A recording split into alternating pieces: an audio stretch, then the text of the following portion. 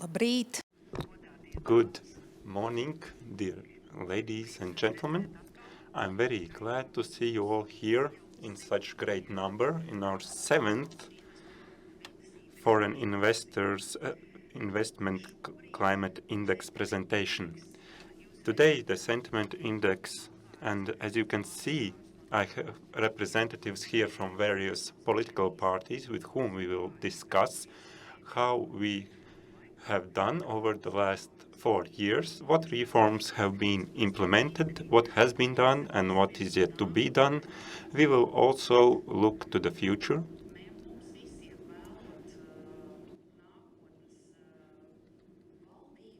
Thinking about our next government, to think about the priorities of various political parties and what we can do. Of course, we have done a lot of good things. A reform in the education system where FICIL took part, the financial system reform, legal system reform, and I thank all civil servants and policymakers who have achieved this result and who have implemented these reforms. Some of them, like in education, have not yet been finalized, but we can see how great an impact they will have and have already. The simple things have been taken care of. What we need to look at is the complex reforms, the complex questions. The Green Deal, for example, it will take the engagement and cooperation between many institutions and ministries. The same applies to the availability of human resources. We see what is happening in the energy market. In this case, it's very important to see how we will all work together. What will be the key issues and what we have learned from the last 2 years of crisis and solutions applied during the pandemic? Have we learned from this? Will we only continue to work on solving crisis, or will we be able to solve long-term and necessary state-level reforms? These are the topics that we need to discuss today. In this event, we will split it into 2 parts, like the FICIL index. The first one will be on the past, the 4-year context, and the second part will focus on the future. There will be 2 speakers. Our moderator will be Jānis Domburs, and the presentation will be given by Arnis Sauka from FICIL board. Jānis, please, I give you the floor and please to chair the meeting. Yes, thank you. Good morning and a good day to everyone. The discussion will be split into 2, as was said. The first thing I would like to say, we are live in LSM, in Latvian and in English. And I think you will also see the highlights in the news. I will introduce you with the representatives. Many of them are well known to you, at least most of them. We have here politicians and investors forming a sort of triangle from the governing coalition. From the majority, 2 parliamentarians from the Conservative Party, Reinis Notiņš from Attīstība par jurispūdze, from Nacionālā apvienība, fresh parliamentary secretary Andris Čuda, and an advisor to the Minister of Finance from Jaunā vienotība, Ints Dalderis. On this part, we have 3 political parties who, when we consider the next election, had good ratings. Ivar Zaniņš from Saskaņa, and from the Greens, or what's left of it, Igors Valainis. Both of them are current members of parliament, and from Progressive, who are not in this Saeima, is Kaspars Briškens. And I hope that we have people here representing investors and state institutions. We have Zlata Elksniņa Zašerinska from FICIL, Ieva Teter, Evita Goša, Roberts Melbārds, and Antra Zālīte. And also in the first row, I see the study author and our speaker today, Professor Arnis Sauka, who will talk about how investors have assessed the work over the last 4 years and what has not been done. So I give the floor to Arnis, please. Thank you. I am glad to see all of you. As Zlata already said, this is the 7th year that we are engaged in this activity, and there is a reason behind it. I think this slide illustrates it quite clearly. The people here are people we call foreign investors, and they are very important for our economy. We can see that they contribute to 40% of total taxes paid. And we know that there is a lot of tasks to be done by the next government in the next 4 years. We did not survey all of our people in cooperation with the Foreign Council who helped us. These are the enterprises that we surveyed, more than 50, 53 to be exact. You can see by brands that each of them is worth listening to, and together they form a significant opinion. Together they talk about what is important for investors and for the investing climate here in Latvia, and you will see that this is important as they are the basis for our society and for all of us in general. So it's very important to listen to these people and to their opinions. As Zlata already said, unlike other years, today we are casting a longer glance. We are looking over 4 years. We are not looking back 1 year, we're looking back 4 years. And that's why one of the questions we asked was, what has been done over the last 4 years?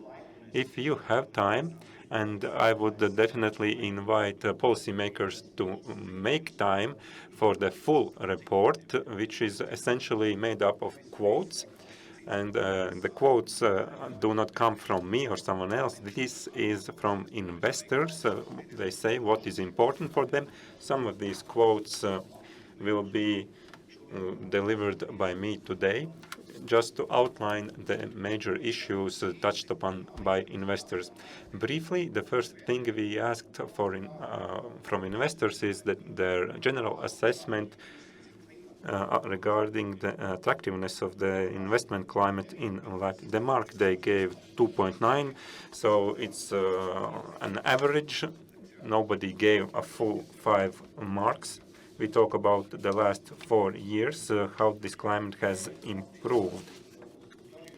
If we look at some quotes, then essentially investors talk about such matters as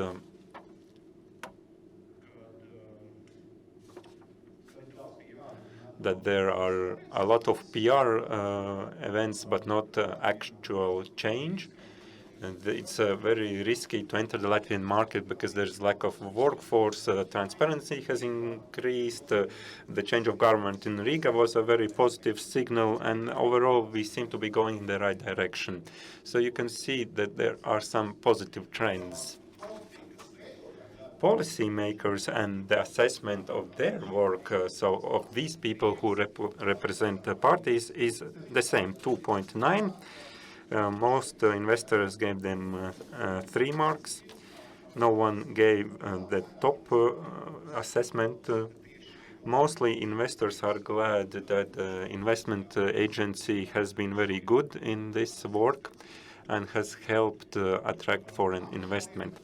Next, progress since 2018 about what are the good and bad things that have been done. The three main issues that is still there is demography. If I remember correctly, some investors said that it is the top issue. It is the most significant one that the state should focus on. We have said this for 7 years. No one expects this to be done overnight, but we would like to see some steps in the right direction, but we do not see them yet. Next, the workforce availability is a very big issue. There is crisis, there is growth, everything happens, but still we have a lack of workforce. Then uncertainty, Green Deal, war in Ukraine, these are other matters that investors touch upon. Where some progress is seen is in the education and science system. Investors are glad that the reform has been started. In some cases, we already see it bearing some fruit. Investors talk about the support from the government and communication with policymakers, that there are some positive trends. Legislation quality, legal system, about the Court of Economics and such things that indicate that some progress is there. And the last slide are the best and worst decisions by policymakers over the past 4 years, according to foreign investors. Many of the decisions that investors praised, they also criticized, so it's not so clear-cut. But as a summary, we can see the 4 good things. It's the tax policy in certain cases, like zero rate for invested profit. There were some investors who said that there is less uncertainty when it comes to taxes, but there is also a lot of problems that we will talk about. Higher education and science reform, I already mentioned this. Then the overhaul of the financial sector. There we know about Ms. Notiņa and her work and the relevant institutions involved there. There are also investors who say that some things have been exaggerated. There are some highlights where investors would like to see a more moderate approach now that the major issue has been fixed. And of course, administrative territorial reform has been mentioned as something as a positive start. Next, on the negative, many issues that deal with the problems with workforce availability. There is a whole range of issues. Then lack of effectiveness of the public sector. We will talk about this a lot today, and investors talked about this in the sentiment index as well. The problems that we are facing, if we try to challenge and solve them the same way we approach the COVID-19 crisis, how we approach the crisis with migrants from Belarus. If we do it the same way, then we will have problems in the future. Next, uncertainty surrounding policymaker decisions, what to expect, when to expect, who will make the decisions, who is responsible for what. This is an issue. And of course, the Green Deal. It's a very topical issue. We will talk about this more in the next part, but investors were not at all happy how the Green Deal was approached and how its implementation was done. There were some quotes, maybe Jānis will refer to those. But now, Jānis, please, the word is to you. Yes, thank you. And I would like to say that as we will go into details, and I'm looking at the head of the Foreign Investors Council, and she should consider these 4 questions. And if we look at these 3 shrinking the aspects, demographics, workforce, and so forth, what is your version? Some people claim that there has been a lot of work done, but some are in the opposition. So what is the truth? Did they do something, or do they do it wrong? So I will give a question and a comment. My question would be such: you should reflect upon the availability of workforce. Since 2018, when in a similar forum we talked about the availability of people, about demographics, about development of new skills, and as Mr. Kuczynski said at the time, the coalition finds it very difficult to agree on this. This is a toxic question. So my question now is, now in 2022, we still have the same issue about demographics and workforce availability. And what should we do? And what should we do? Why we should not do something? Mr. Chuse should begin. I just think so. He believes that National Opinion has done a lot in demographics, and he is happy that we have been very effective. So thank you for this comment. But to be serious, if you look back at how National Opinion has contributed to supporting families through various allowances and supporting various social groups, then when we compare with other EU states, we are at the top.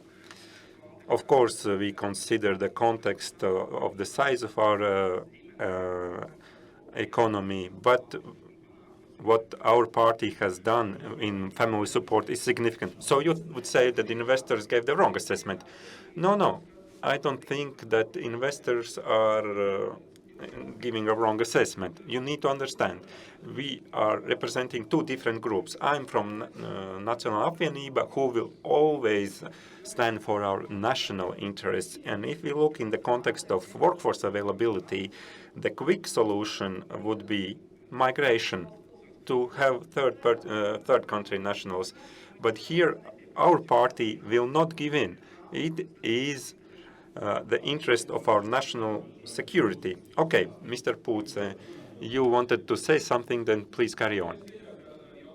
I assume that the question of demographics is not so important for investors as in how many children were born last year in Latvia. They are more interested in a labor market and the amount of people available there. If we only rely on demographic solutions like allowances for new children, it will not help us to solve this issue. I think the migration policy has only had some elements of progress over the last 4 years. Nomad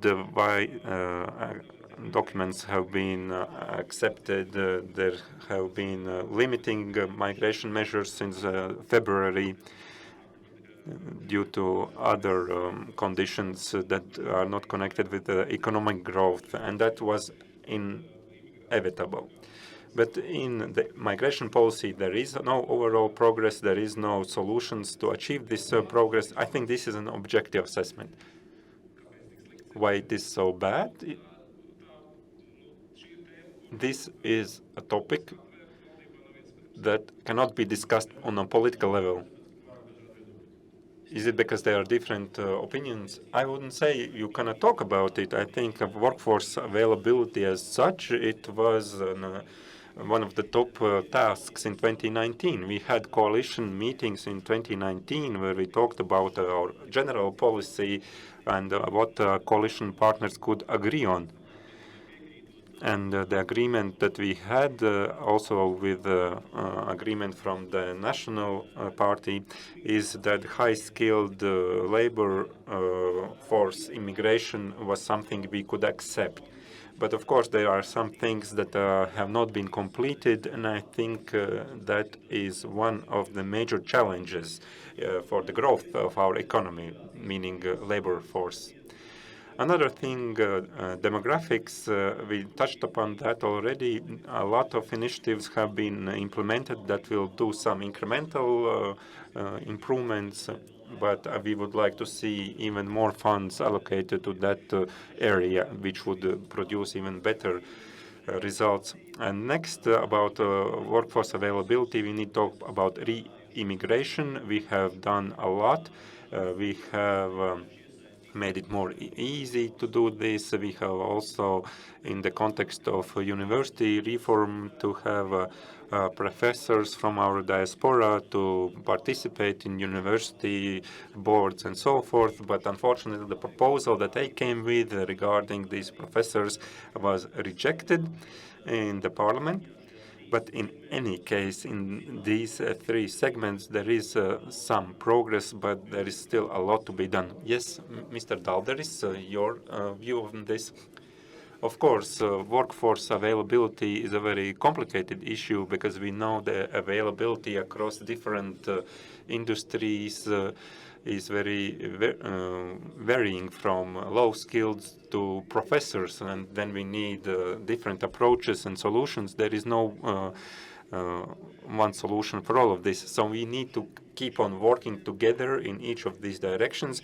We heard specific reforms being mentioned. If we talk about how we should increase our overall population, then investments in our demographic situation has been very significant, billions, I would say. And also talking about life learning questions. This is a major question of requalification, and there we have funds from structural funds, from the recovery mechanism for digital skill improvement, and so forth. This is all being prepared, and all of it will be implemented in order to improve the qualification of our workers. Where I see problems is with lack of low-skilled workers, and that is something we need to solve with all our businesses, and I don't expect this supply to increase. Mr. Kuczynski, did he said something similar 4 years ago? Well, Mr. Kuczynski said it's difficult to consider this. For you, as posers of these questions, do you think these are good answers or not? I would ask what is necessary to truly move this topic ahead in the government as regards the low-skilled workers. We are all wrong. We will need these low-skilled workers. And if you ask how many people are missing in the labor force, well, we see there is a lot because it's increasing the demand for such workers. Yes, but we need to keep in mind that their availability will be limited in the future as well. So what should we do? Well, one thing is smart re-immigration. Our situation right now, when we discuss it with companies, considering the situation in Ukraine, and there are people coming from Ukraine here into Latvia. There are many jobs that they could take on. Of course, we cannot rely on that fully, but we need to use all the resources that we have available. Mobility, first of all. We try to provide that because we know that in Latvia there is unemployment more than 10%, but we need to provide the conditions to these people so that they can access employment in the place where the jobs are. So I would also like to add that there are plans how to solve this. My question is to the governing political parties. How could we integrate those people? Because I understand, but what's the government plan regarding the integration of people, and how can we achieve that people who have come to us stay for a longer period instead of just coming, getting social benefits and leaving again, so returning to their home country, so that they also help us? I would like to comment. First, when we speak about more targeted attraction of the workforce, we should look at the neighboring countries. Those are people running away from Belarus, from the Belarusian regime. Some workforce is coming also from Ukraine, but as regards best integration, I think it's best to use the education system for this, and this is what we have done. We have decided to change to studies only in Latvian in all age groups. This is also how it's done in the States. This is how children get integrated. And then when they go to their families, they already do education in their families, speak to their parents. So we make those children like ambassadors of our cultural space, and it's easier than to do integration via their families. This is what we have not done during 30 years. So let's give the floor to the opposition parties. What's their comment? Mr. Valēnis. Okay, I will begin. I think what we have missed a lot and what's one of the main problems regarding immigration is that we lack uniform national policy. This is what we should have done earlier when we started to speak about terminated residence permit. We didn't define the clear goal of our immigration policy. When we speak about Ukrainians now, nobody has said what we expect from them and what's our national strategy in this regard. In this case, the government should agree among themselves and agree with the parliament on the immigration strategy and then follow this strategy on long-term basis. But now we are doing it on case-by-case basis. We solve problems as they come. And then there are issues like farmers telling us they cannot collect their harvest, or IT companies claim they have to open in neighboring countries. We are missing a clear national policy. We are approaching it on case-by-case basis. We started speaking a bit about it already in 2019 when we spoke about the residence permits, when we said we needed to define our immigration policy and follow this. Would you like to give a counter comment? No. Okay. Mr. Zariņš, is your vision similar?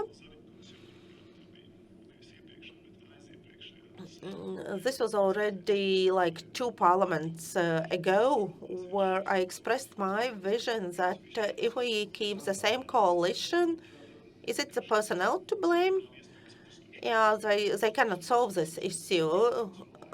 And I have no idea how many years you still need to make sure, because we see that the current situation in our country is that the only possibility for solving the workforce issue is to attract external workforce. Because as we see, the demographics will probably be able to solve this issue over long term. As regards the transformation of economy, well, you see how much has been possible based on these decisions. Transformation of economy to make it compliant with the labor market, it's close to impossible. Availability of the workforce, this is not what this coalition will be able to provide. I think that the problem with immigration policy is that maybe we would be able to define it, but we like to follow illusions. It's not so that there is no labor force, workforce immigration in Latvia. Actually, it does exist. We have construction teams, we have workers coming to manufacturing companies. Some of them are arranging their residence permits in the Citizenship and Migration Affairs Department. Some are complaining that this procedure is too complicated. Some people are hiring people from Ukraine and Moldova via Poland, but they are actually working in our economics. But we do not see this reflected by our statistics.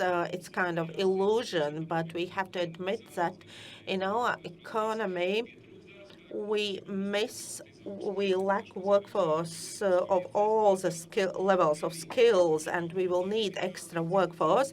The only solution for this is migration. There is no other way out. Not so many children can be born, and the birth rate has been declining in Latvia. This is just a fact. So So there is no other way than immigration. Mr. Dalderis was agreeing, Chuksta was not. This is what I said. It's not like I disagree, but I don't understand this narrative. Mr. Poots has been in politics for so long that those children have already been born and joined the labor market. Well, I've been elected just since 4 years. If we speak about low-skilled workforce, it's very inert. Even if we open up borders, it doesn't mean that we will have a flow of low-skilled workforce coming to our country. We have to look into future. We have to be much more efficient in our decisions and our processes and also products we create here. Well, I see you are laughing, but maybe you don't understand what it means working with low-skilled workforce. Of course, we can refer to Latvia as low-cost resource country, but this is not the future I would like to see for this country. Mr. Zariņš, I think it was 2016 when in Saeima we were considering a report on workforce issues, and then we discussed what would be needed. It was already 2016. You could have done all of this during this period of time. Do you know what professions we need? Do you know how many people have passed the exam in physics during this period of time? 512. How can you provide workforce from this? If you were in the 13th Parliament, it's clear that demographics and related lack of workforce, it's a task we have not done, similar to the energy independence. Projections over the next 50 years, we will have around 1 million population in Latvia. Of course, it's again a new fire which is being extinguished by procedure means. We propose to have a long-term vision for solving. Of course, for our families to return, for people to want to come here, and for Ukrainian refugees to stay and to integrate, we have to address the needs of people, the needs of infrastructure, availability of housing, schools, inclusive society, tax policy. The employer has to pay a 60% tax per wage unit. Long-term employment, sustainable employment of people in Latvia is very difficult before these issues are resolved. Also, debt liability is forcing many people to join the shadow economy sector. And then we shouldn't wonder that we have this deficit. I would like also others to join this discussion. You represent the digital sector. Well, I will not refer only to digital sector. Speaking about demographics, so we forget it's not just the birth rate. We are a very rapidly aging society.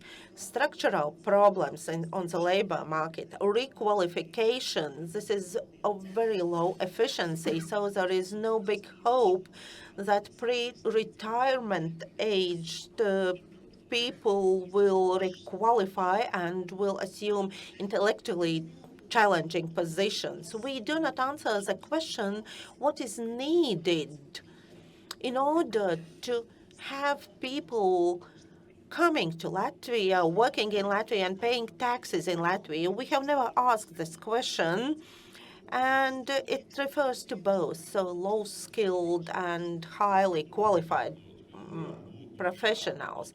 Who should answer this question?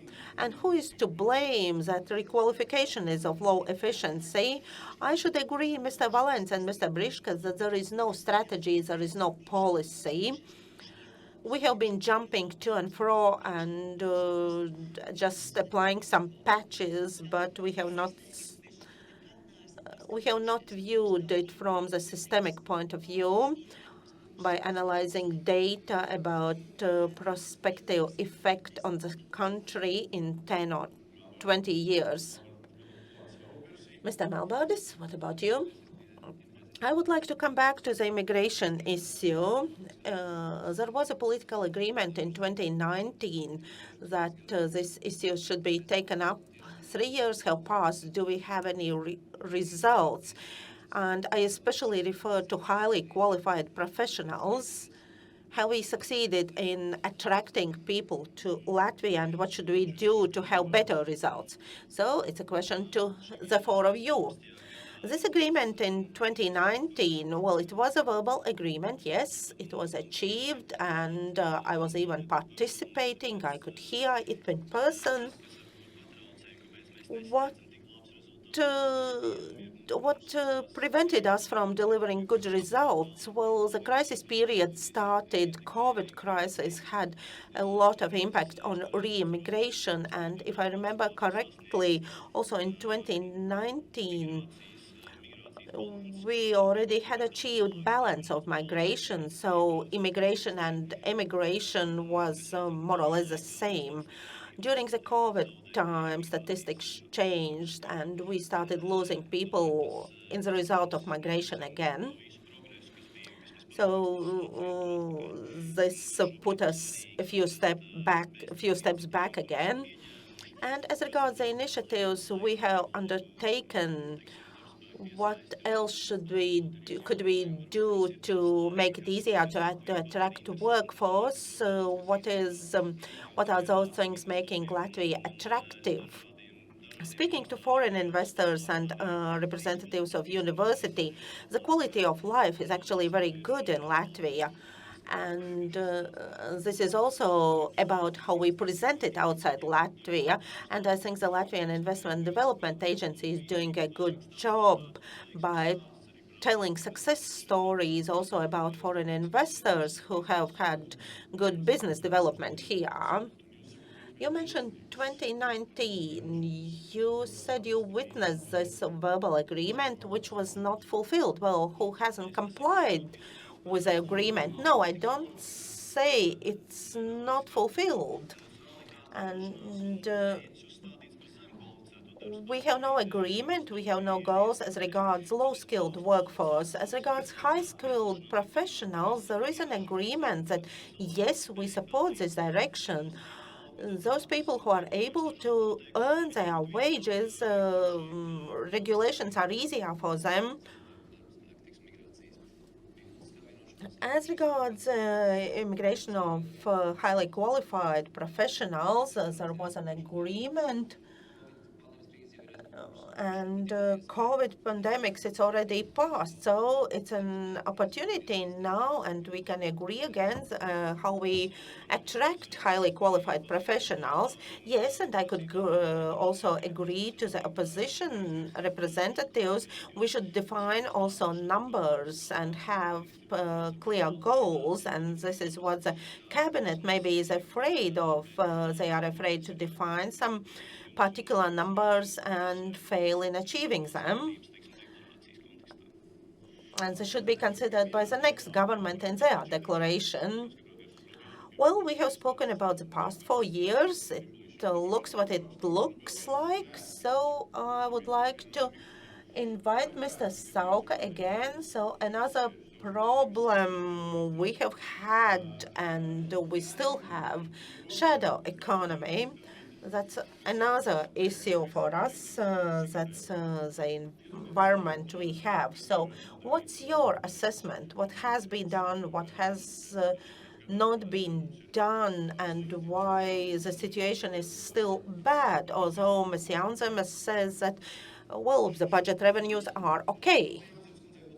Well, I hope Ms. Jansen is right. I would be just glad. We spoke about it recently. We presented our data that the shadow economy is growing in Latvia. Of course, methods are criticized when data are not good. Okay, we know it. So we employed another method. We applied the method used by the State Revenue Service calculating the tax gap. And we considered it over all the taxes. So approximately more than 50% it's labor taxes, wage taxes in the total revenue of taxes, and followed by 30% of VAT and everything else. We worked with the data of 2020, and according to our estimations, 2.4 billion euros, that's the not collected tax amount. So in Latvia, we miss around 22 to 24% of tax revenue, and the biggest part refers to the labor taxes. And out of this 2.4 billion, 77% those are labor taxes, VAT and excise. It's around 9%. So the amount is quite high, but the excise tax, it's a bit lower. Assessing the policy during the last 4 years, why isn't it better? It's a bit more complicated. My short answer would be that this is a complex issue requiring complex solutions and cooperation. It's necessary to have cooperation between ministries, including data sharing, including adoption of resolutions. And this is what's most important. If there is no cooperation between ministries, everything else is just subordinated to that. And then we can speak about some other issues. As for how far would you admit that something has not been done? Okay, investors do know, but I will still speak about what's been done as regards taxes. This is also related to shadow economy. I think that the wage tax burden is too high. So what have we done? That's 500 euros as untaxed income. We also increased the threshold for social taxes, and we reduced wages taxes 0.5% both for employers and employed. So this should reduce the burden of wage taxes. As regards the lack of cooperation mentioned by Mr. Sauka, of course, as regards the shadow economy, I could agree to Mr. Sauka that this is not just the consequences of the tax policy. There are many more factors resulting on tax evasion. Of course, wages, there is a very high taxes, the phenomenon of envelope wages, which is characteristics to Latvia. Also, the State Revenue Service is very efficient in collections, and we should follow up that we provide regulation to assure that any undertakings receiving any authorizations participating in state-regulated sectors are also taxpayers, and we should look for a method to do it. We should follow up so that the rules of the game are equal to all. I would agree to Mr. Notench that what we have done during the 4 years, this has reduced taxes for low-paid labor force, where the tax burden is very high and where we should do a lot. But of course, in perspective, this work needs to be continued, and we should look for other and better methods because our tax system is quite complicated. Yes, but you are the ones who adopted this tax. No, we inherited it, 3 types of progressivity taxes, and it's difficult to get rid of it. Well, okay, Mr. Valainis. Yes, it's interesting. We adopted a lot of things, but over 3.5 years, you haven't changed everything, so it's everything is fine. But to be completely serious regarding data provided by Mr. Sauka, we think one of the major errors of this government is the pressure against the small business and the various types of entrepreneurship. I think it was a significant mistake. Data by Mr. Sauka still does not reflect the entire picture. There are various extensions regarding implementation of taxes, and the accurate picture is still not there. And COVID highlighted the challenges faced by various spheres of business. These are not the big companies. I think all of you here are customers of Ms. Jaunzeme, and she can be secure about all of you. And Ms. Jaunzeme, is it so? Are you sure everything is fine with everyone here? Yes, but we still think the tax policy should be viewed differently when it comes to small companies and business. Mr. Dalders, you have something to say? Yes, regarding what has been done recently, I think we have taken a step back. Unfortunately, we had labor tax system we had prepared and linked it with the reception of state services. This was one of the significant aspects to ensure that labor taxes are paid and they're paid in full. If we look in Lithuania and Estonia, they had a similar situation before year 2000, and then they introduced the minimum social contributions and social insurance contributions. We had prepared the similar systems, but the various conditions led to it being cancelled. So it was political lack of agreement. So we are trying to clarify who did that. Well, we had different opinions. Also, people here will have different opinions regarding this approach, but it's one of the facts that we see that in countries where it has worked, it has improved the payment discipline of labor taxes and also the illegal employment problems that it entails. So we will return to this question sooner or later. Mr. Sauka, if you have any comments, please, at any moment. I have a quick comment. A couple of weeks back, one of my students, a first-year student, told me she wants to write about shadow economy and tax evasion. And I said, please look at this in context. Take into account the entire picture. What I meant by this. There are rich countries like Sweden, Norway, where there is a significant tax burden and very small shadow economy. And maybe the idea is we increase the tax burden, everyone will be better, and then the shadow economy will be smaller. That is not how it actually works. Of course, taxes are linked with a shadow economy. But the thing with taxes is, just like on the street, if a homeless person asks you for €1, you will not give them because he will drink it. If a Ukrainian asks for €1,000, you will give them because you think it's reasonable. It's not always the amount of taxes that Latvians do not want to pay them, because it's not clear for them how this money is actually being used. And that's the next thing we need to consider, that you are walking around when you discuss taxes to improve provision of services. So who is not cooperating here? On what level is there a lack of cooperation?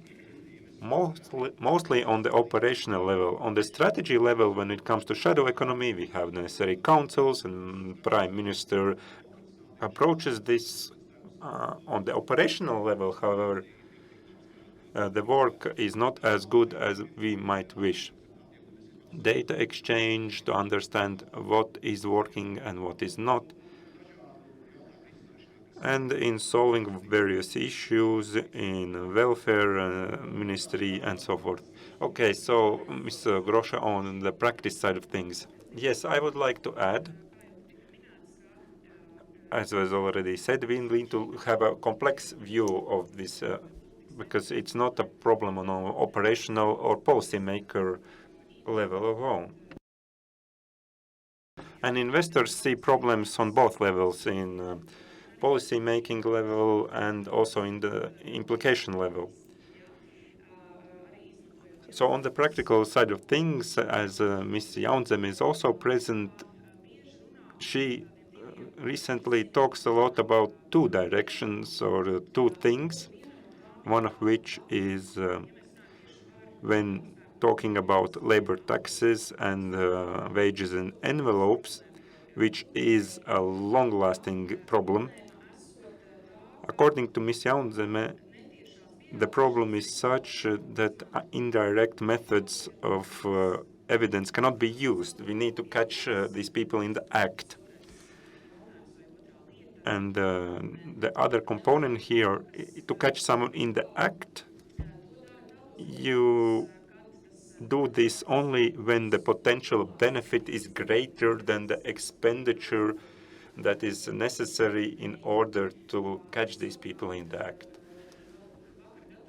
Yesterday, as I was preparing for this event and I read the shadow economy combating council and its latest meeting minutes, they talked about that we need to make sure that this burden of proof is shifted from the state revenue service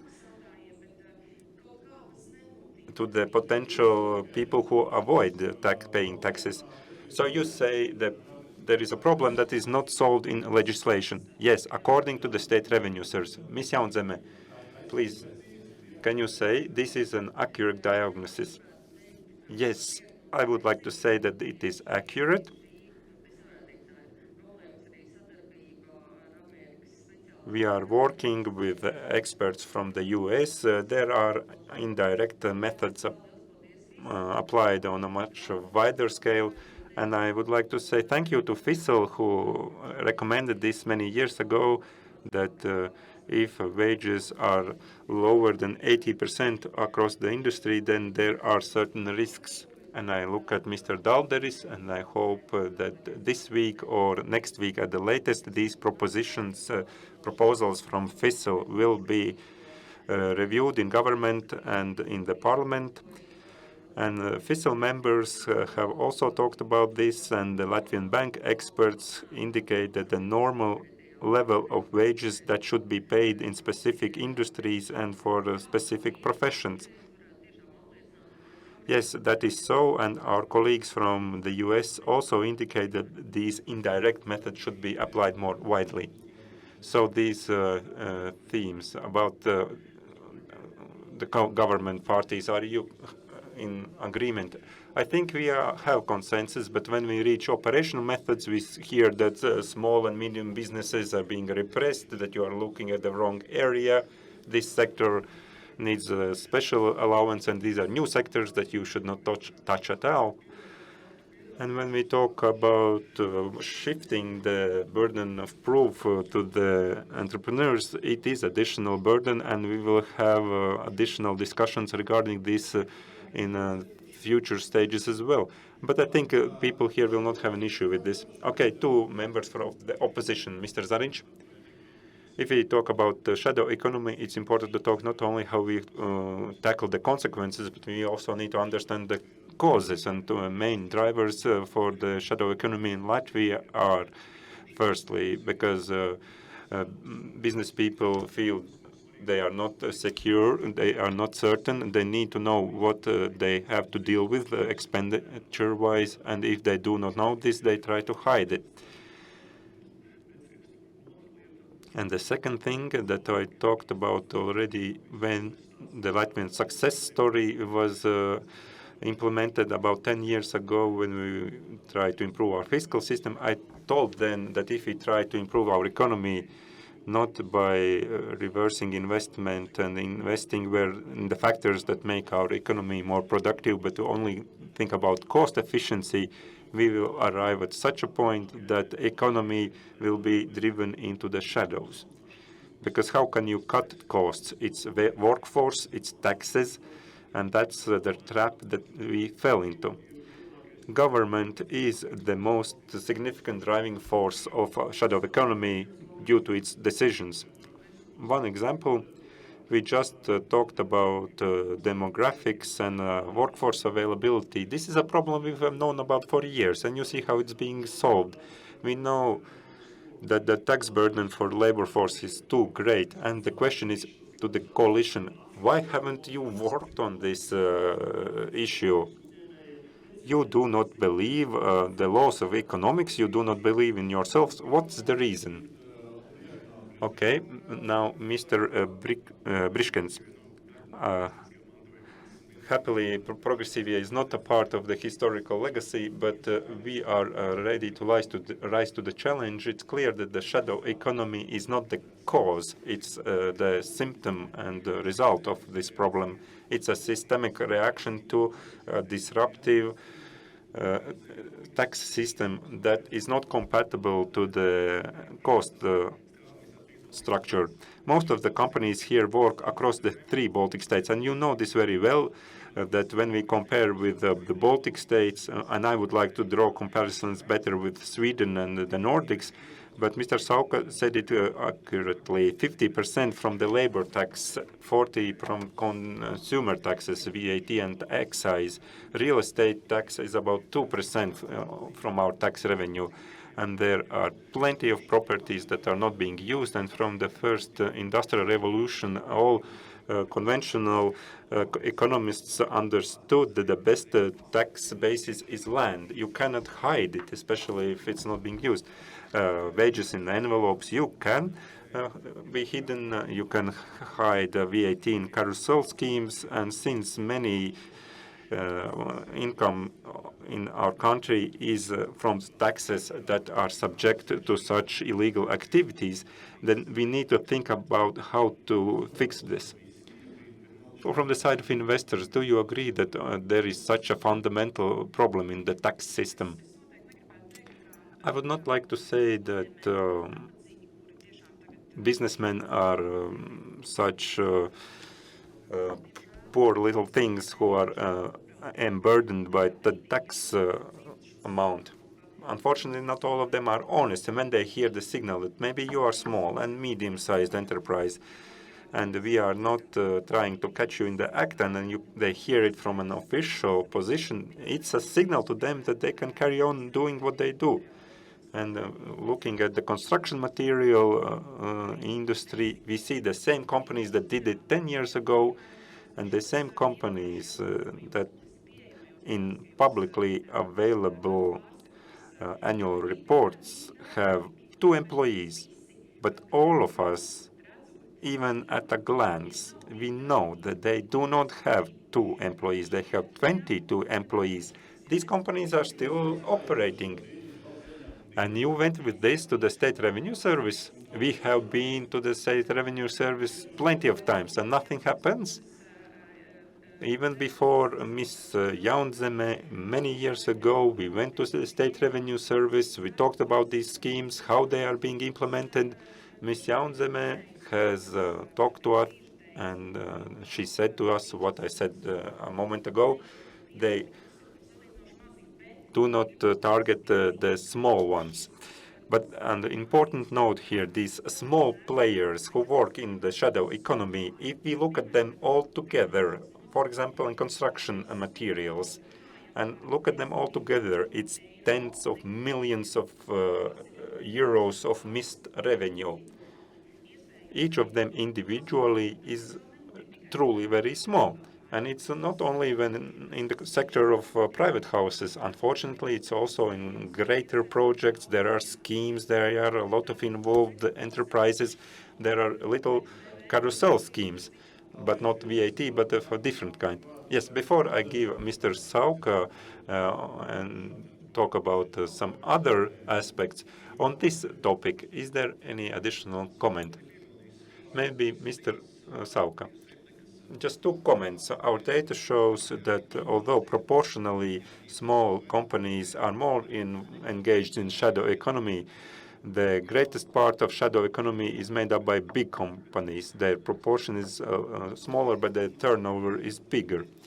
And next, also as a step towards the discussion about the future, when the state needs money, if policy makers consider raising taxes, please remember that the current tax system, there is 23% that is missed, that is not collected. And if you increase taxes in order to have more money in the budget, it will not be on the proportion that those people who are not paying taxes, they will keep on not paying taxes. It's the honest payers who will have to carry the increased burden. And we saw already in the first slides how much foreign investors pay our taxes. If 30% of the total labor taxes is paid by foreign investors, then they will be subjected to even greater burden, and there is a risk that they might leave. Thank you, Arnis. And before you continue, so that we hear from everyone, Ms. Teter as well. Yes, I want to agree that we have to have this tone from the top, the bird eye view. If we see there are companies who do not pay taxes, who participate in public procurement, and we see that there is no penalty imposed. And we need politicians to show this position. This is not something you can do in this country. So we should start from the top. We should not start from the small enterprises. We have to think about the tone from the top. Look at the public procurement sphere. How many disputes are in this area where there are fraudulent activities, and it is never fully solved? We hear from politicians, from state institutions that are engaged in public procurements. We see that this is sort of allowed.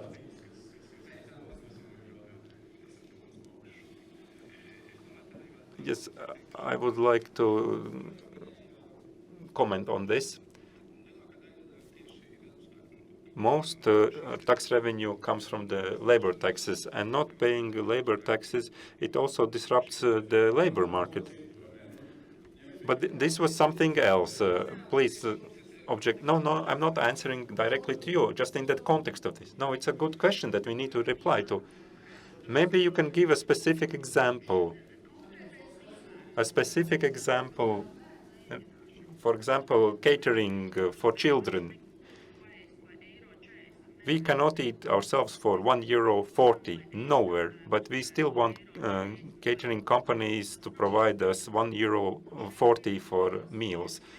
But that is where they want to save, and they can save on taxes and on stuff. But there's always two parts, employer and employee. If employee agrees to this situation, then they are both implicit.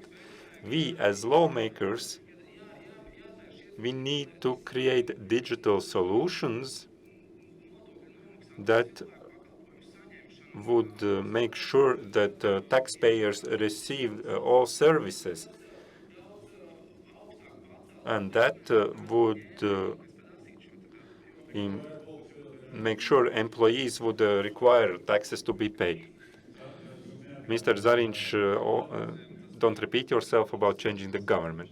Yes, it was a good example also about procurements on the total picture when we had these cartel cases. I think that is not acceptable, and today we need other preventive measures to make sure we can avoid such situations. The situation with cartels was that institutions were well aware, but it all went on.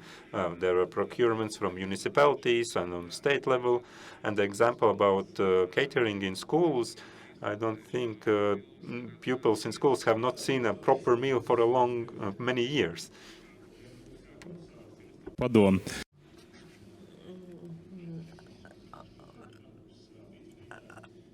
I work in the working group on economic crime. What about the motivation for businesses to pay taxes? During COVID times, the restrictions were compensated by the state by direct payments. And then we had a slogan that this is not the time to punish anybody, etc. Have we learned anything from this? Have we learned that we should encourage the ones who do pay and motivate those and demotivate the ones who don't pay? Will we make conclusions for for future when we face something similar in autumn. I hope we do make conclusions. COVID support, when the government introduced the first package, there was this model that if the ones who had paid taxes were entitled to benefits. Actually, this method was criticized by the society because there's a very high acceptance in the society for non-payment of taxes. And we shouldn't blame everybody, but most people have a very high acceptance level, and in, intolerance to non-payment of taxes should be increased. And if we see there is a huge case and those should not be let in anywhere, but we should understand that transactions underneath, for instance, a bathroom being repaired for a cash payment, if this is done on regular basis, this is deemed like a standard. It refers to the same system like it was some time ago when policemen on roads were bribed. It's no longer existing. So it includes everything: control mechanisms, video, CCTVs, and it's a complex issue because it's big and small, and in the society, the acceptance level is very high, and we should stop saying that small ones should not be caught. Of course, priority should be given to the big players, but also small non-payers are non-payers. Okay, concluding remarks.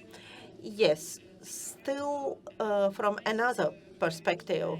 As Yuris mentioned, we live in a society where there is a high level of tolerance and acceptance, and we live in a society where there are people who clearly and obviously spend more than their income allows, including also members of the parliament. Let's name those people. To which political party do they belong? Also atheisti by par? No, I do not know anybody in atheisti by par, but I think we have very prominent persons there. But there is no mechanism, so what we should do with those people. Of course, those properties are not owned by them. Those are brothers, sisters, mothers-in-law. So expansion of declaration for officials. Declarations are submitted by the families of politicians. In the current plan for fighting shadow economy, there is an idea about overall declaration of income. Yes, we do speak about it, and we plan to introduce it. I cannot say the exact moment when we introduce it, but we should speak about it. From my experience, I had a proposal in the parliament that any compensations received from the state budget, this should be publicly available. Unfortunately, the Constitutional Court repealed this as not being legitimate. I think this would be the first step for promoting transparency, but it was considered as not compatible with our Constitution. There is an important factor related to the shadow economy, and that's tolerance, tolerance of the society, and we should think about it. And I think the reason is obvious. This is for you to consider. Looking how responsible the government is dealing with tax revenue, people think that, well, we know better ourselves how we handle our money, and we come back to the old story about the political responsibility and about the political cartel doing whatever they want to do. Mr. Brishken's not participant to the political cartel.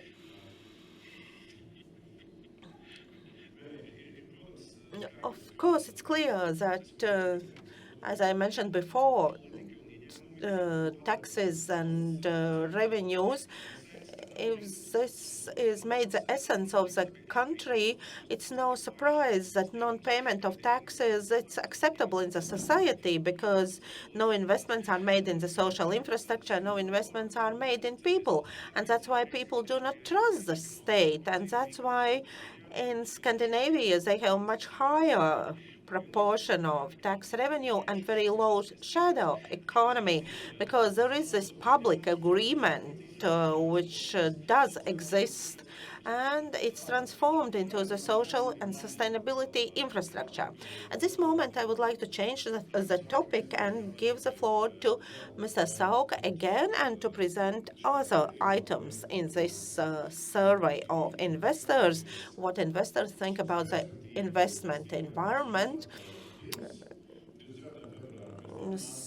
So the survey was first carried out before the 24th February and then supplemented after that. It's important to compare. And I will say that 4 years ago, 2.4, 2.7 billion euros, that's the share of the shadow economy. We will get it 25% lower and use this money in this or that way. Nobody is speaking about this now, so it's clear it's not easy to recover this amount. We could still discuss if we can recover something, if we plan to recover anything from the shadow economy. Let's continue with other items. This slide shows what investors plan to do ahead. We did the first survey in 2022, in the beginning of 2022, from December to February. And then, considering the geopolitical situation and the war, we added some more questions to get a more accurate picture valid today. And this is a slide from the first survey asking if your company plans to invest in Latvia in future. And we see that 65% of the foreign investors say that irrespective of all the problems we were discussing, they plan to increase their investment. And those investments are very high in some instances. And some others say that, well, it depends on the conditions or maybe no. But a few weeks ago, this question was asked again, and we asked if companies had changed their plans. And we can see that 17% of investors admitted their plans had changed, and 83% said no, they had not changed their plans due to the war in Ukraine. Somebody said that we suspended investment to evaluate the situation, but resumed all the scheduled investments. Some investments were stopped due to our customers being worried, but we are back on track. We made adjustments because we do not supply to Russia and Belarus any longer. Well, the situation, of course, created some turbulence also as regards investments. Another important topic, the Green Deal. We were asking investors to assess the work of policymakers. 2.2, quite bad.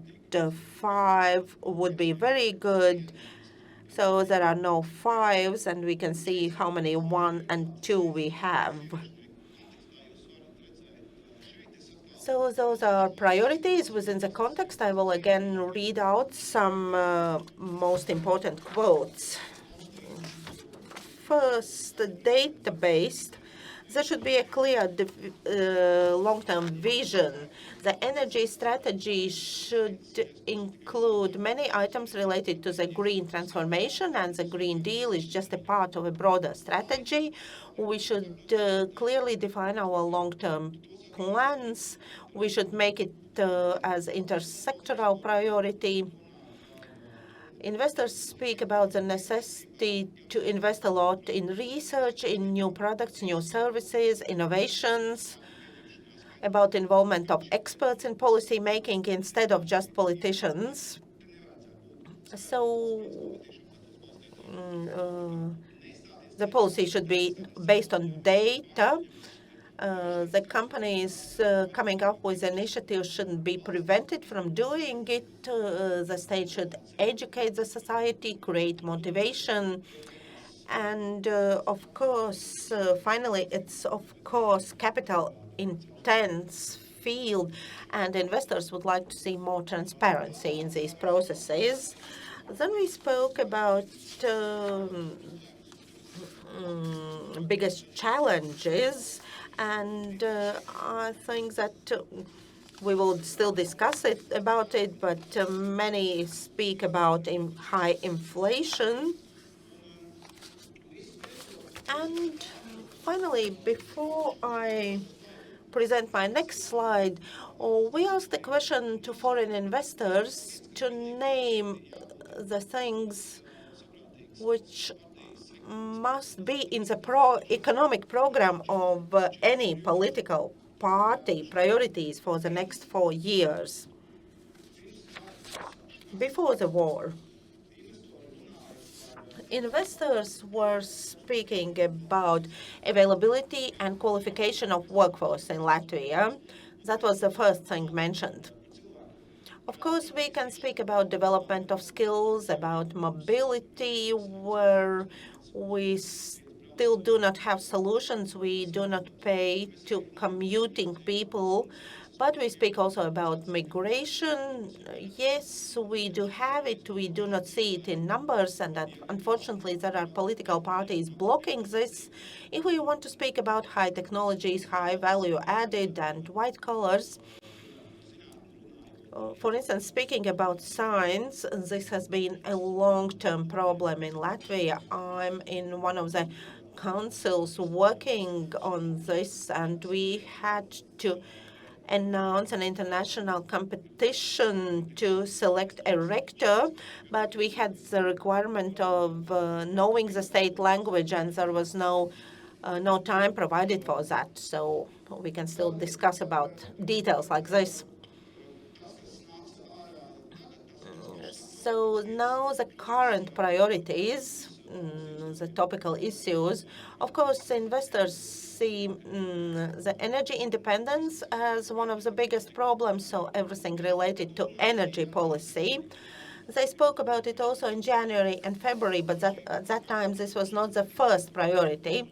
Also cybersecurity, and then again, availability of workforce and everything else we discussed already. And in this context, foreign investors speak also about the efficiency of the state. Yes, if we are fighting shadow economy for years, well, nothing dramatic has happened. But if we work in the energy sector with the same slow speed, well, people can just get cold in winter. So foreign investors are really concerned about this. And now I will give over to Jānis again. So the first question to the politicians is quite easy. Is this set energy independence, state security, availability of workforce, skills, a complete reorganization of the public sector? Do you see this list as adequate? Or is the sequence correct, or do we have to take out anything? Just very, very fast and very brief. I think that basically priorities are correct. Maybe the sequence could be a little bit different. What would you change in the sequence? I think that energy independence is a top priority now, but when this is resolved, we will come back to the competitiveness of the state and availability of the workforce. Mr. Znotiņš? I would like to say that generally I could agree. I would like to see more investment in research and innovation. This is what we should encourage. And of course, availability of the workforce should be moved higher on this list. It's one of the top priorities. Mr. Putin?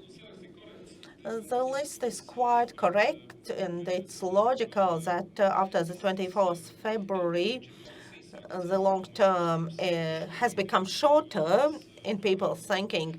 We have acute problems now, and security of supply of energy and the state security, those are very high priorities, but generally it's okay. Within the current context, the list is very accurate, but availability and quality of workforce, it's a decisive factor for the competitiveness of the state. This is what we should work on. Is the opposition of the same opinion? I would put the innovation capacity of the state as a top priority. And if we don't do this, we will not solve anything else. I would be glad if we could resolve at least one of those priorities. Could you be more accurate speaking about the innovation capacity? That goes under the total reorganization of the public sector. Innovation capacity, those are global challenges. The conflict in Ukraine is just the beginning. Europe is losing its place on the global map, and what Europe is doing, the Green Deal, it's just a side story. The climate is just a side story. It's a tool for Europe to reach another new higher level of technology development. And if we don't follow, this will be a catastrophe for the country. Mr. Valenis? I think that the state security, we should agree that this is a top priority now. And everything else should be subordinate to that. And there is also an agreement regarding this in the parliament. So 2.5% should be devoted to security.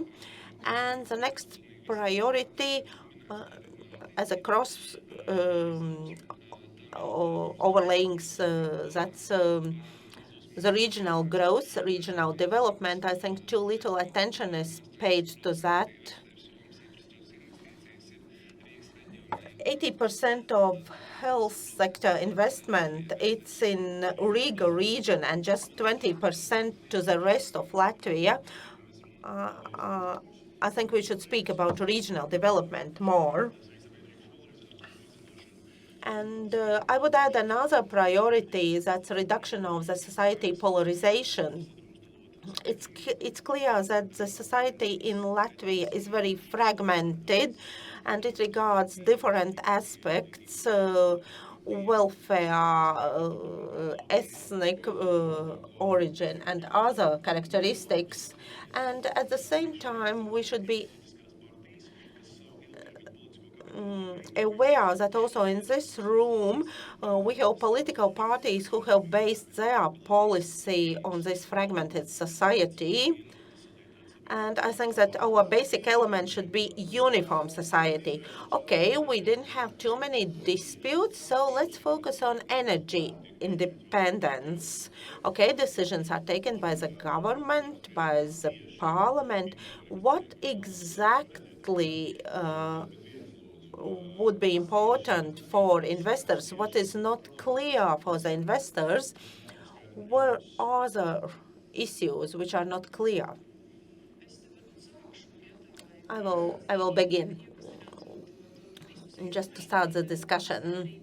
I think that the unclear point is everything related to gas, because the speed or the low speed and lack of transparency, how this is done, when and where we will have any terminals, who will construct them, what will be the cooperation with other countries. I think the whole society is interested in this, and not only investors. It's important for everybody. And now we have a kind of feeling that some transparency is missing here. and also like visionary view on a bit further future, because until now what the Prime Minister has said and what politicians have said, that we should act fast, maybe 1 year, 1.5 years. But what's next? What about a bit further vision? Of course, it's not an easy question taking into account the general uncertainty. But this is where we would need more transparency and long-term vision, overall long-term vision regarding energy independence. Next, when we speak about renewable resources, the feeling is that we are just catching and grabbing fast, different ministries taking different decisions, and again, we are lacking the overall, the common long-term vision. We can look at it also within the context of the Green Deal, that there is a lot of fragmentation, separation, division between different ministries. And when we approach a particular institution and ask some questions, they point again to some others. So there is no one deal, there are several small deals. Yes, what we spoke about, that 5 years ago, this was in our pre-election program, construction of the gas terminal, and we had been speaking about this every year, and nobody in the coalition wanted to hear this. None of our partners wanted to speak about this. Now we are in the situation when we need it and when we should act in a hurry. Another aspect, now we generate approximately 75% of electricity we need in Latvia. There's been a huge opportunity to produce more, to generate more by wind parks, by solar collectors. Finally, there is some progress also in this part. There will be aid mechanisms for businesses. Wouldn't you agree it's fragmented? At present, the focus is where it should be, and the key word is diversification. We cannot rely on Russian gas import, so it's diversification of gas supplies, and Riga is currently building 2 new wood chip-fired boiler houses, so there will be alternatives for gas also in Riga heat supplies. The key word is diversification. I would like to say two things. First of all, we have to see a silver lining everywhere, and 24th of February has really put an end to the pointless discussion that we had in Latvia, whether or not we need a Green Deal. The Green Deal in energy was necessary and has always been necessary. We just pretended not to see this. We tried to believe that it is just something a new Swedish girl wanted. There is plenty of works that have not been completed, but your partners. So yes, what I like, Ms. Gosh said, we do not have a vision. I think when we look at the energy price crisis last fall, we have finally started to reasonably coordinate among ourselves in the government. We have made a lot of decisions. I know partners would also like to be present and hear all of this, but maybe it's good that you're not there and you do not hear this, because you would have a very bad opinion. But as to where we are and what we can adopt, I think we have made a lot of good decisions and adopted them to move quickly forward with development of renewables in producing electricity, to remove red tape, to discuss this in the parliament. But Mr. Putin, you do not agree that you need more transparency because it would make you look bad. Well, we have very significant problems. We need natural gas in autumn in sufficient amount. I'm not glad that then every time the Prime Minister speaks, he says we will have enough natural gas. I'm not glad because it gives a false sense of security. Well, he said it's about households. Yes, but we need to discuss in our society, and we need a quick decision-making cycle because we have no alternatives for this autumn. We need this natural gas. We will not have a terminal by then.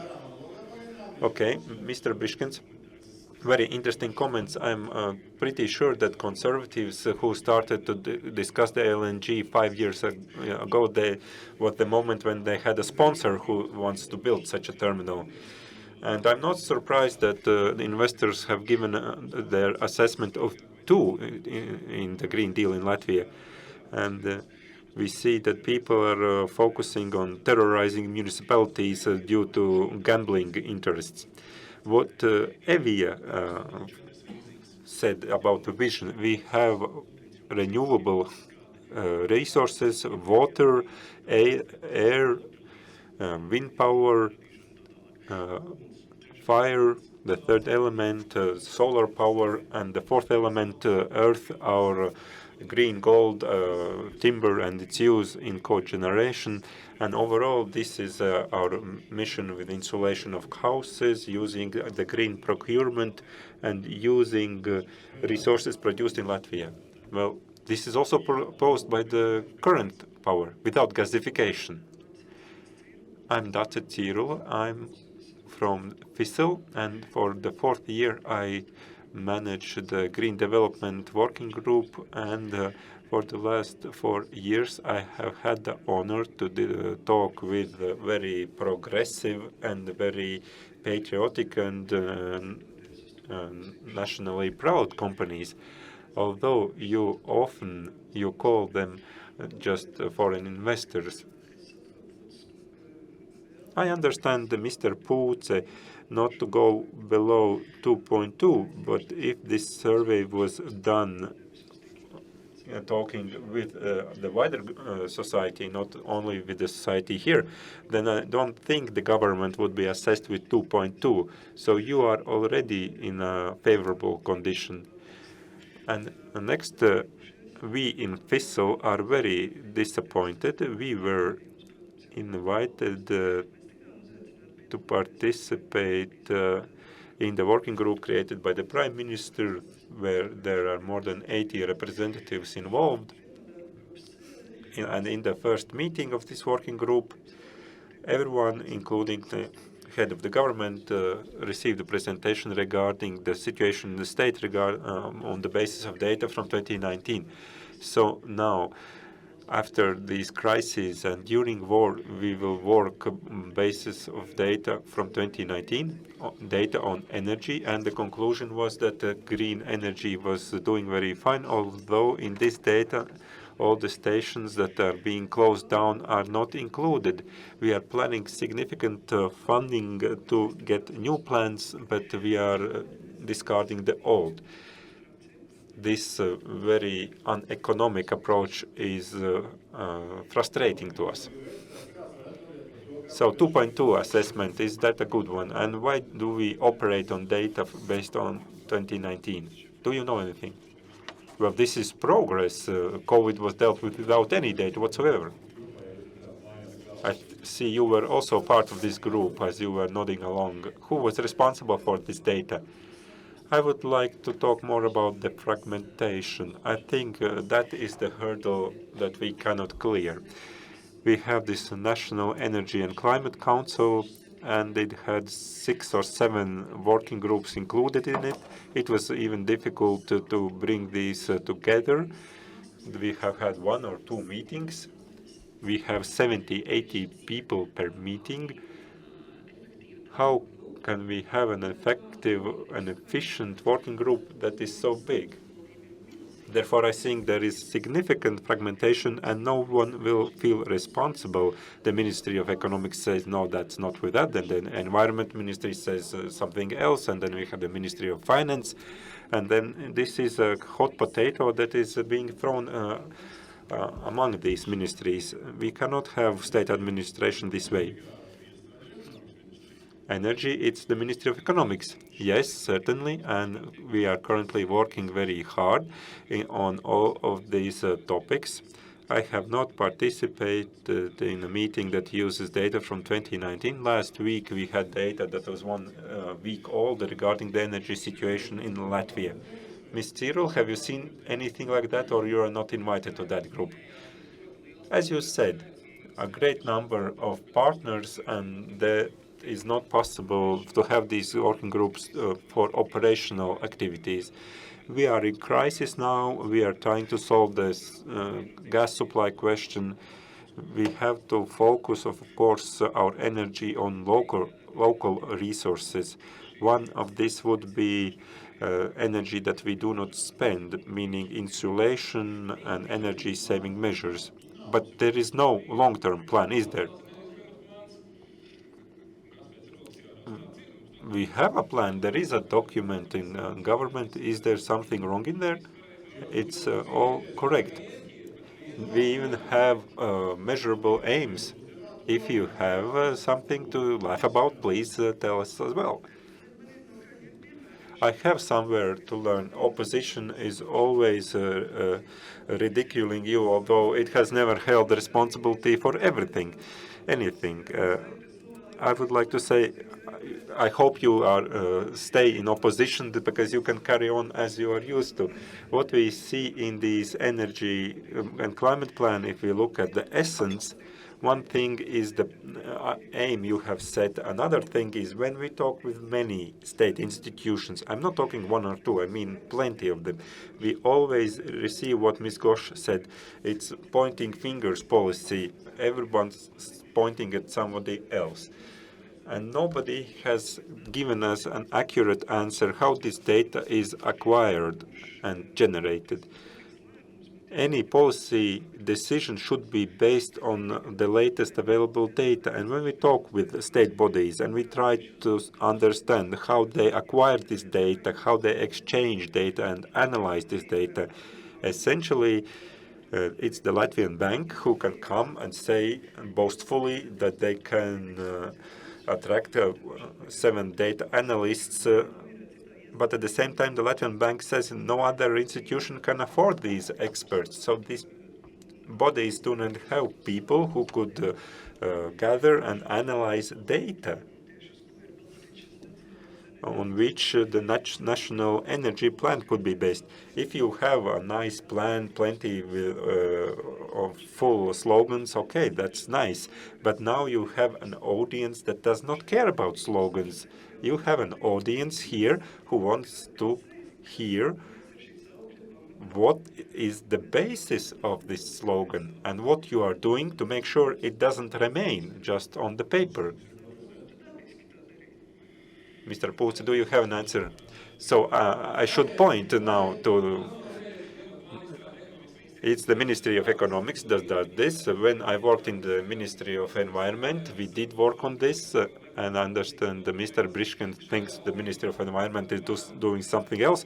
But in this government, we can change the policy, and in the previous government, we had all the positions, even before the Green Deal. Anything that has to do with climate change, we had to be very suspicious and careful. This is a government that adopted decision on climate neutrality, decision that Latvia will be climate neutral in 2050. But the question was about data. And during the development of this plan, we had data that was complete, that we used as a basis. There was also some incomplete data, and there we used the forecast of the European Commission at the time. It is what it is. The specifics of politics is that you sometimes have to make decisions without data. You have to make a decision, you have to draft a plan, and the next parliament and government will have to approve the next plan. Anything to add? I don't agree that we are working now without data. We have plenty of data to make high-quality decisions and support programs that are aimed at our future policy to ensure local energy. Just as you started speaking, there was a comment. Yes, I'm very doubtful about the data. We have talked about the data also 4 years ago. As a representative of banks and the finance industry, I had to submit to the ECB this year the climate stress test. It means that I had to have data on all the borrowers. We were pointing fingers last year between the Ministry of Economics and Environment and Finance, and nobody took on the responsibility. As an example, if we have 1.8 people here in Latvia, then the real estate or building energy efficiency certificates, we could only acquire 6,000 certificates for this. I don't know how many buildings we have, but as an industry, we only had 6,000 certificates on energy efficiency. Maybe you have the data, but maybe you should consider how you could share this data so that it is of use to us as well, because we are the ones who produce the data, I mean entrepreneurs in general. But when we need this data, we do not get it. Okay, we have these positions. Opposition was blamed for something, and now as constructive as possible. Mr. Valines, please. Of course, the opposition, its work is to criticize the government, and in this project, Mr. Puce just mentioned, there is plenty of things that government has done. I think the mirror of our government is the state budget, and in the budget, we indicated that it is not normal that there is no line in the budget regarding the Green Deal.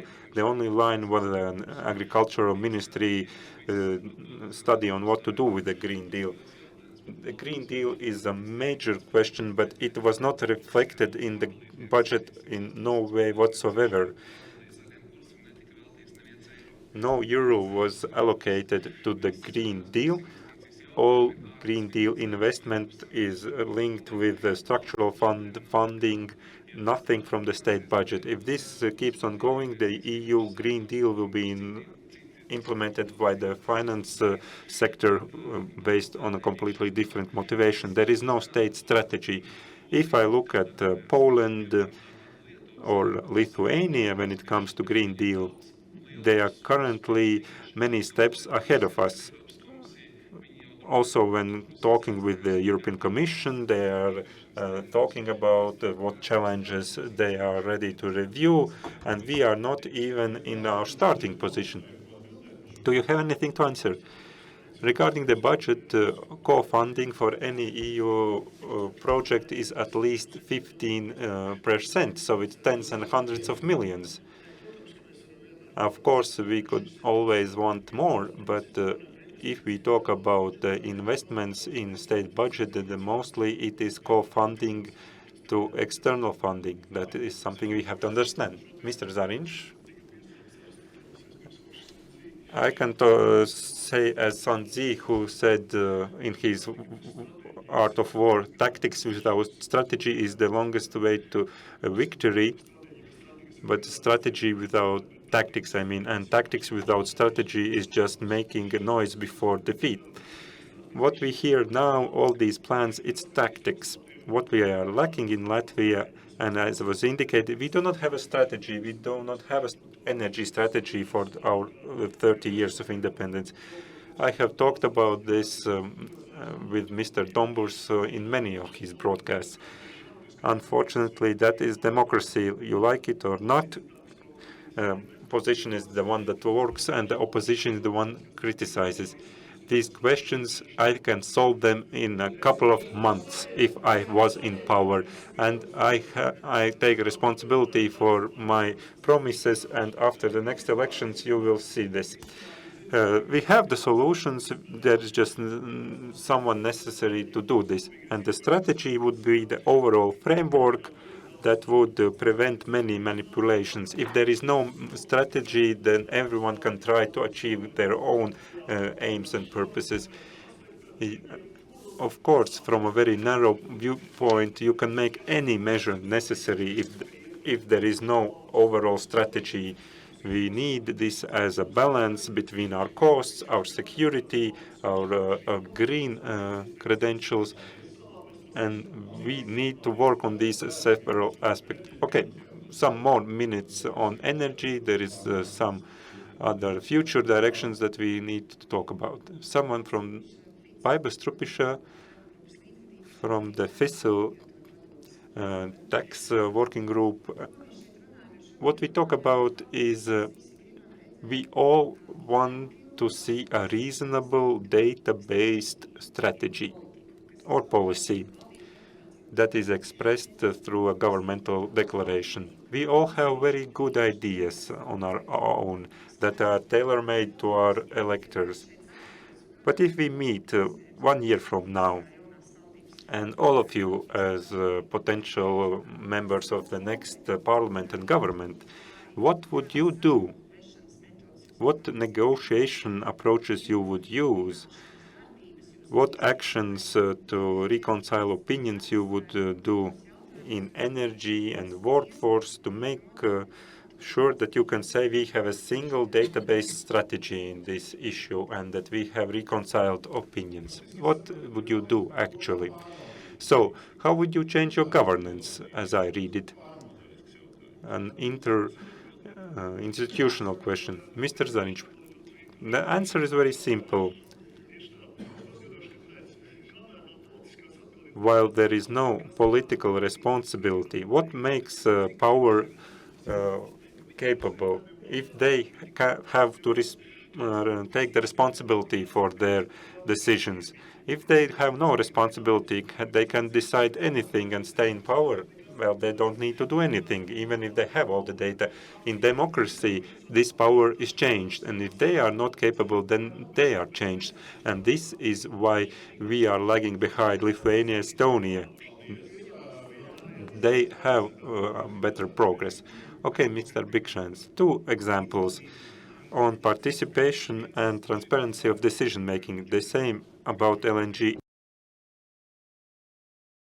Last Tuesday in government, in a closed meeting, they had a discussion on this, and in conditions when a narrow group of entrepreneurs want to have a high status on co-funding from the state and amount guarantees, this is not okay. This is not a strategic decision, and anyone will tell you this. And second, in my professional experience in Rail Baltic, Ministry of Transport wanted involved in the decision-making that is of great significance. Social partners, be it the Latvian Logistics Association or the Latvian Investors Council, there is no such connection. This coalition and this government takes decisions behind closed door, and it does not involve stakeholders in this decision-making. I think Mr. Brikshen talks about his fantastic experience in delaying Rail Baltic again and again. And I think you can also continue delaying the construction of the LNG terminal. What would you propose? The question was about data, how we can provide best data to make better decisions. It is a very good question, and one important thing we did during this parliament, we created the e-governance law. This means that we have one single responsible institution for digital. This is the Ministry of Environment, and last year we agreed that it will be only one responsible party, the Ministry of Environment and Regional Development, on the digital processes, on data availability, on the centralization of processes. This is the best example, you say. So we don't have tenders about each municipality having its own website and so forth. You say it's a good example. This is how we move towards our target. I would like to take a broader view. I don't want to take the work of Mr. Dombers because this would move us towards the next question, but with the example of the Green Deal and the Ministry of Environment, I would like to move closer to a more general view of this question.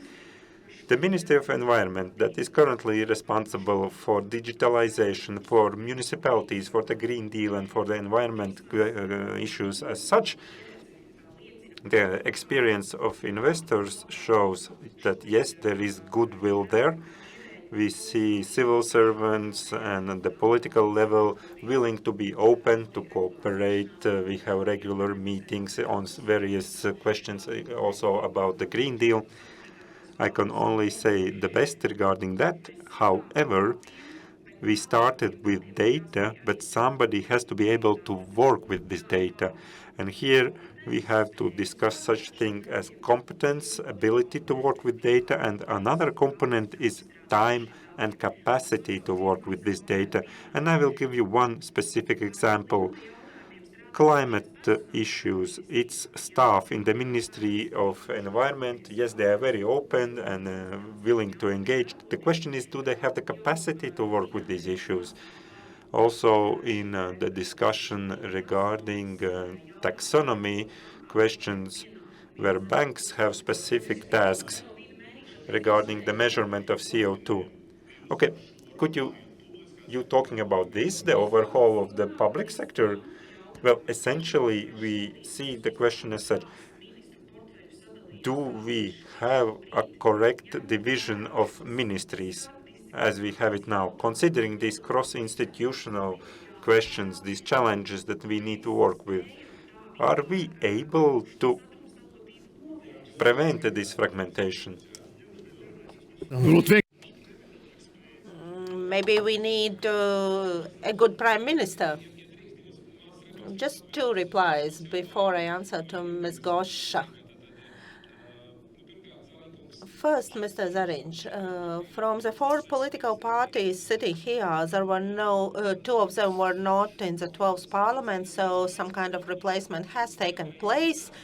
Of course, you are not satisfied because you are not there, and that's normal for opposition.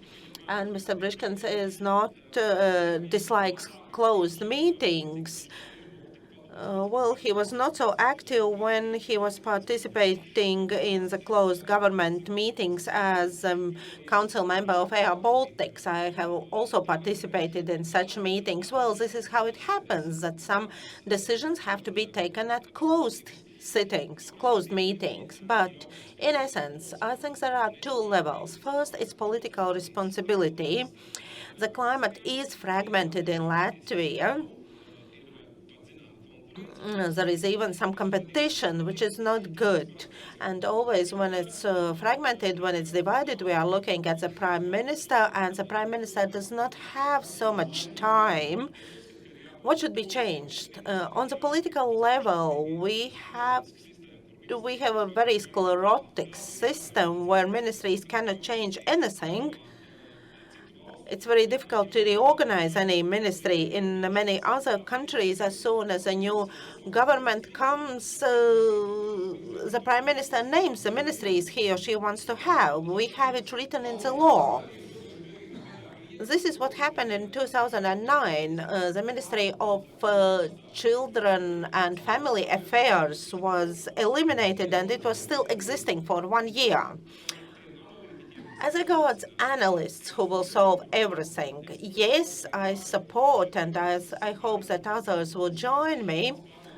I've been always saying that key employees should be paid more in the state administration, and I hope the reform starting from July will help us to get these employees. Dear entrepreneurs, let's not be mistaken that analysis may replace a decision. Okay, he said almost everything I wanted to say. The next parliament and the next government should be much more brave and to revise this division and to revise the composition of ministries, because the life is changing. And it's very good that the digital agenda, we have a responsible person there. But in order to implement it, it's a very complicated issue, but because historically there are systems in each institution, in each ministry. And we see very well that the green component is very big, and there is a lot of fragmentation. Minimum 4 or 5 ministries have some kind of responsibility for this, and this should be revised. So being more brave. Is that the conclusion? Okay, black to the opposition, Mr. Valenis. Yes, I will touch upon LNG. If no reply is given to Liepāja and Ventspils, why isn't this direction even considered? And in the public space, we can already hear some stories about lobbying of a particular project. I think this is a question about transparency in taking this decision. I think that the next government should eliminate one of the main drawbacks of this government, that the feelings that no partners can be replaced. And then the situation is that there are populists, there are constructive politicians, and they are not able to act. There shouldn't be an approach when a minister can just cancel the main planning document of the capital city, and there is no response, there is no consequence. And a non-competent minister should not be allowed to work just because of the coalition agreement. And this is what I have seen for 3 years under this government. The next government should be broader so that no partner can feel like a king who can behave in whatever way he or she wants. We have 1 minute left till 12, but we will not be switched off. So the investors have arranged this meeting, and the investors should answer what else should be done by the next parliament, by the next government, either during the war or post-war. What else? I would like to add to the question of reorganization of the public sector. It was mentioned correctly that we have a bit archaic public governments. I remember 2009, when the ministry was liquidated, there was a nice initiative when functional audits were started but produced no result. I am aware also of a later attempt to do this. So any strategy, any government also needs a strategy. And one of the key questions is, what will we not do? We have never answered what the government shouldn't do. We have assigned very many functions to the public government. Some of them are just inherited, are no reasonable anymore, and some of them could be delegated. Do you have any specific example? So it's difficult to say it straight away, but if we think about the overregulation in the public sector, when we think about all the bureaucratic obstacles, so silence means agreement, okay? Yeah, but a lot of a person needs to be very brave to take such decisions, maybe not to put it percentage-wise like it was in 2009, but we should force the state administration to become more efficient. If we return to the matter about skills of the workforce and reorganization of the public sector, there is a lot of fragmentation as regards training of the workforce. There are minimum 3 ministries who are involved, 18 state institutions, and one of the examples about what shouldn't be done. If we speak about this as a single item, maybe it's better to have single political responsibility. What shouldn't be done? In the lifelong learning, there are different hobby-related training like gardening, etc. Maybe this is what shouldn't be funded. Speaking about the lifelong learning, there are good programs, and we should evaluate the outcomes. We should evaluate whether people have improved their careers, whether they are able to earn more. This is one of the KPI. Nobody is objecting to this either. Well, if the politicians have nothing to add, so we are just looking for objections. Latvia has to solve the issue of the conflict of interest in ministries, in line ministries, as regards definition of the policy and management of the state capital companies, because we can see that there is too much intervention in the operation of companies. The companies working on market, working in market conditions, should work on a level playground. And the state should just define the policy, define the goals for those capital companies, but those capital companies should be normal market players. Thank you. I think I will give now the floor to the chair of FICIL for concluding remarks. Thank you. I would like to thank you a lot for the challenge to all of us and also to you. Thank you for responding to this challenge.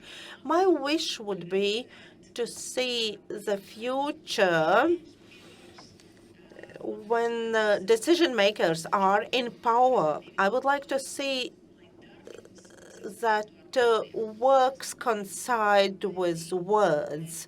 And in order to have this,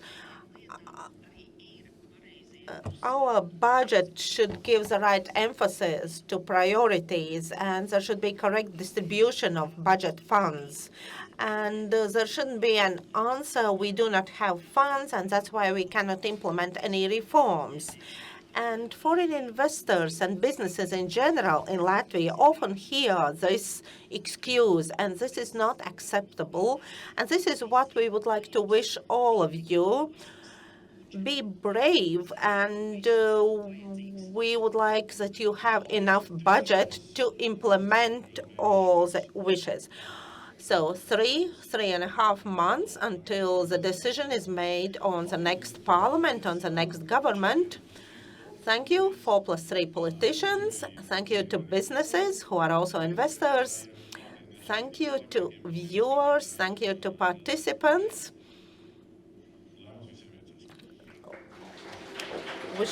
Wishing success to all of us. Thank you.